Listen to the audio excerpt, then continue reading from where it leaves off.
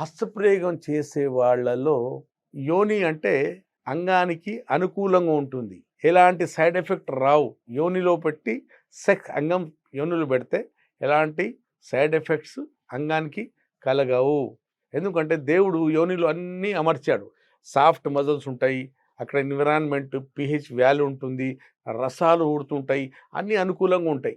దేనికి? అంగానికి అనుకూలంగా ఉంటాయి యోనిలో. అలా కాకుండా మనం హస్తం ప్రయోగించినప్పుడు ఏమవుతుందంటే, ఒకటి ఇక్కడ రఫ్ స్కిన్ ఉంది, రెండోది దీంట్లో రసాలు ఊడట్లేదు, ఇక్కడ టెంపరేచర్ లేదు, రఫ్ స్కిన్, పైగా యోని మన అంగానికి ఎంత బిగించుకోవాలో అంతే బిగించుకుంటుంది. కానీ మన చేయి ఉంటుంది కదా, బాగా టైట్గా బిగించేసి కొట్టుకుంటాం. మనం కొట్టుకోవటం వల్ల ఏమవుతుంది, అంగం వైపు వచ్చే రక్తనాళాలు చాలా సున్నితంగా ఉంటాయి. అవి కాటన్ బట్ట నీళ్ళల్లో వేస్తే ఎలా కుచించుకుపోతుందో, షింక్ అయిపోతుందో, అలాగే షింక్ అయిపోవడం జరుగుతుంది. ఆ షింక్ అయిపోతే ఏమవుతుంది, అంగం వైపు రక్త ప్రసరణ రాకపోవటం వల్ల అంగము ఉబ్బదు, గట్టిగా అవ్వదు, గట్టిపడదు. కాబట్టి దాంట్లో దోషం వచ్చినట్టే. దేనికోసం వచ్చింది అది?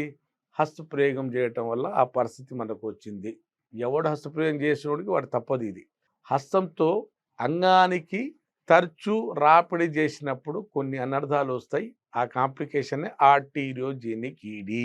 అంగం వైపు రక్త ప్రసరణ రాకపోవటం వల్ల అంగం పూర్తి గట్టిపడదు, సెక్స్ సవ్యంగా జరగదు.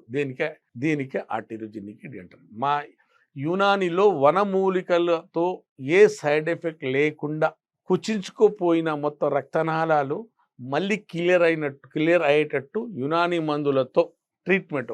లోకల్ అప్లికేషన్స్ కొన్ని తైలాలు ఉంటాయి, అలాగే ఓరల్ మెడికేషన్ ఉంటుంది. శాశ్వతంగా ఈ సమస్యతో ఆర్టీరియోజెనిక్ ఈడీతో మీరు బయటపడవచ్చు. ఏ సర్జరీ లేకుండా, ఏ సైడ్ ఎఫెక్ట్ లేకుండా ఈ సమస్యతో శాశ్వతంగా బయటపడవచ్చు. స్క్రీన్ మీద ఉన్న నెంబర్ మీరు చూశారు కదండి. ఇంటర్నేషనల్ లెవెల్ మీరు వరల్డ్ వైడ్ ఎక్కడున్నా కూడా నాతో మాట్లాడి మందులు తెప్పించుకోవచ్చు, లేదా నేరుగా నాతో కలిసి ట్రీట్మెంట్ తీసుకోవచ్చు. అప్పటి వరకు సెలవు.